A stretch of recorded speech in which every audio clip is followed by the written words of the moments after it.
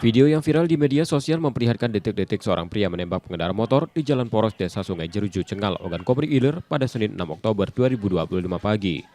Setelah melepaskan tembakan, pelaku melarikan diri dengan mobil, sementara korban terjatuh dan meninggal di tempat. Istri korban yang saat kejadian dibonceng korban histeris melihat suaminya tak berdaya. Tak sampai 24 jam, polisi menangkap pelaku RN yang ternyata rekan korban. Penembakan diduga dipicu dendam lama setelah pelaku merasa dipermalukan korban saat akan meminjam sejumlah uang di depan umum. Jadi pelaku menembak korban menggunakan senjata api rakitan. Nanti untuk barang bukti juga sudah kita amankan. Revolver sebanyak 1 kali mengenai dada korban. Keterangan tersangka bahwa motifnya adalah karena dendam, sakit hati. Dia diejek di depan umum orang banyak sehingga dia melampiaskan.